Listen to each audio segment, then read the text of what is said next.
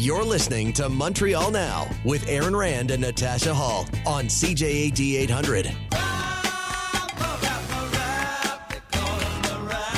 That is James Mennie. And Jim, I want to start off with the little headline you put here because I think this is great. You wrote, now that there'll be no tunnel, and for those who missed it last week, it's simply not going to happen, the Quebec City Tunnel, Eric Duhaime can start to dig. Oh, yeah. So you mean this which way exactly? The letter drumming up support?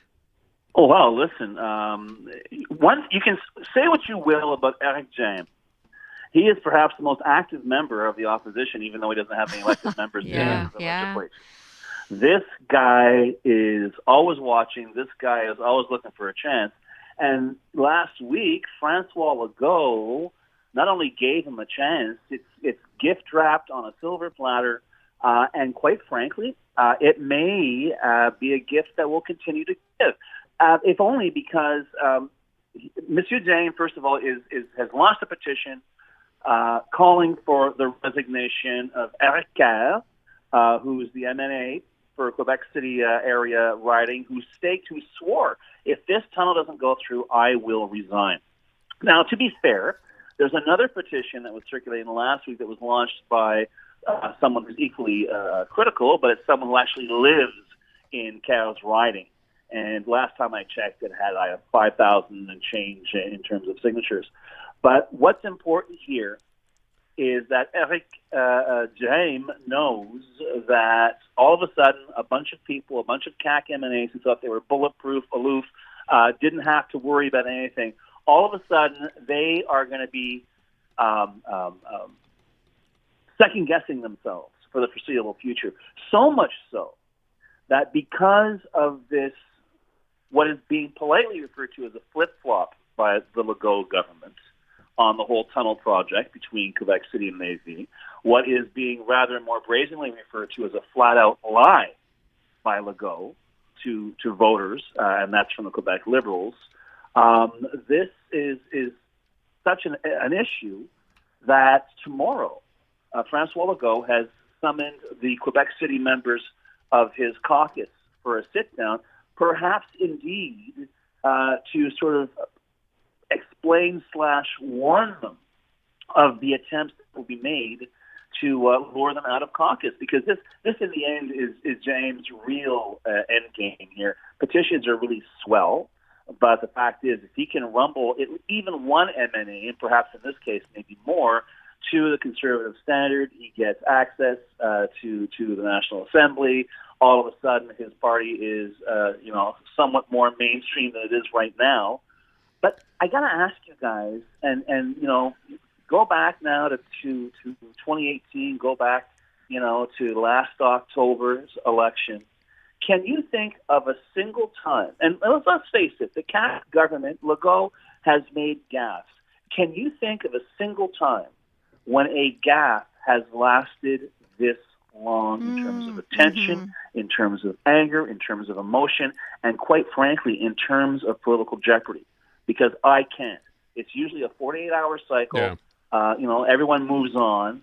This one, it seems to be sticking to them like glue. And I guarantee you guys, we are not going to want for things to talk about this week when it comes to Francois Legault, a tunnel, and the future of the CAQ. Well, so let me ask this. With respect, and you're probably right, I always like to chalk stuff up, Jim, to the idea that, when the pandemic was still here, and when I say that, I mean when we were talking about this on a regular basis, and the CAQ controlled the narrative because there were not people sitting in the National Assembly, that time has passed. So yes, he's going to have his feet held to the fire on this to some degree, but I wonder at the end of the day, this Eric Duhaime initiative, if you want to call it that, is this pretty much a Hail Mary? Because I know you keep saying it's important to note, another seat or two, and this guy's, actually going to start showing up in the National Assembly. He will have a voice.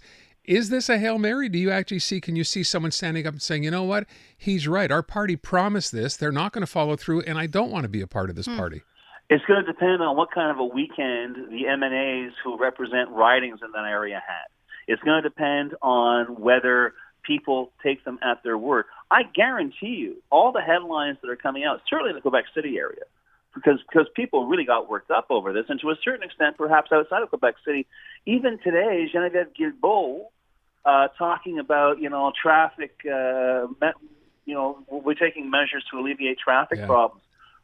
I think I dare not say what the level of credibility of a CAC M&A or cabinet minister was last week, but I can absolutely guarantee you it has dropped precipitously since then. And someone's going to have to ask, where am I going to wind up here? Am I going to wind up, outside of cabinet? Am I going to wind up being perceived as someone who is involved in a lie, a very cynical, vote-grabbing lie, which is blown up in my boss's face? Or do I want to perhaps salvage my political career? Or maybe I just don't care. But this one here, because it's not, and I've always said, François Legault's main political trick is to find an enemy, find a threat, find an adversary. This is not that easy. This is basically the CAC caught red-handed in a lie. This is the CAC basically pointing out that, we did say it was essential. We did say, that the whole region couldn't survive with it. And now they are explaining this by saying the precise opposite. It's not because, we discovered there's some weird geological fault beneath the river and it's impossible to do. That would have been better. No, they're saying, things have changed. There's less traffic. Yeah. There's simply no reason to build this. We went from full throttle to no, this isn't going to happen. And a lot of people out there, I'm seeing a lot of buzz from people who are sort of in the sort of like transit planning game, who are saying, but not so quietly, forget about the other tunnel, because that's not going to happen either. It's completely impractical. So you've got this pall hanging over the CAC that doesn't seem to be going away, that people like Éric Duhaime are having fun with, that people like Paul Saint-Pierre Plamondon, head of the Parti Québécois, are having fun with.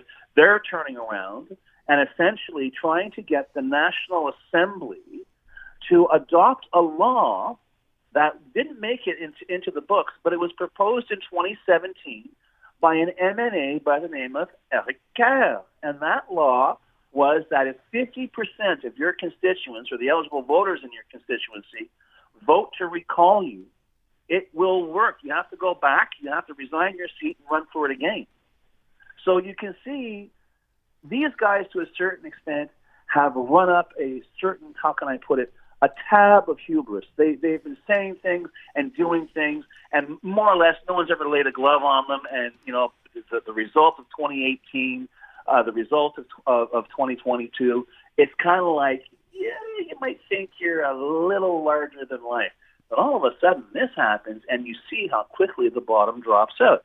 The thing that really bugs me, guys, is that, either I'll take Leger or anybody else. I'd love to see a poll in the field right now and see where the party stands. Yeah, Mm-hmm. that's true. Yeah. But, this is the problem. We used to poll a lot more, now we don't. I know it costs money, but I would love to get that kind of a snapshot. But the tone that we're hearing, the level of capital O or lowercase o opposition we're seeing being manifested, over the weekend, and I'm sure over the course of this week, I think the, how can I put it, not just the tone, but the channel will have been changed on political debate for this particular government. I think if you ever want to say the pandemic's over, guys, in a non-medical fashion, today is the day. And the only other shoe I'm waiting to drop now are the Liberals. I don't know if they have anything planned, or whether they just want to sit back and watch various attempts to barbecue François Legault and his party. But the fact is, all of a sudden, Mon François, the father of the Nation Québécois, has got some explaining to do to people who are basically Québécois au bout. Not a very good way to start his week. I was thinking about, so the polls showed that people were fed up with polls, so there now are no more polls. And yet if they could do a poll right now that showed that that people want the tunnel, we know the uproar is there, would that be put back on the table? Do you think there could be an about face? No, in fact, if I was putting out a poll, and I think any self-respecting pollster would do that, do you believe something that the CAC government tells you now? Are you more or less likely to believe what the CAC government's telling you? By the way, I will point out, you talk about this still being in the news cycle so long afterward. Did you see the tweet by Pierre Poilievre? Now this has got some national legs, Jim. Mm-hmm. I didn't see anything about the tunnel. Poilievre says a conservative government won't finance a transit tunnel in Quebec City unless it also includes space for cars. This is an actual tweet. This is in the Journal de Quebec. Yeah, well, listen, he was just walking down the street. He saw a dead horse, decided to flog it a few times, and walked away. Just thought this is really pretty cool. Pierre Poilievre. It's, what, they were even saying before this thing went south It doesn't matter what the feds do. We don't care. Yeah.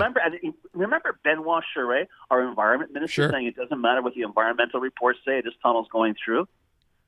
All of this stuff's going to come back to haunt them, guys. Going to be interesting for the next few weeks anyway. Jim, thank you. Adamat.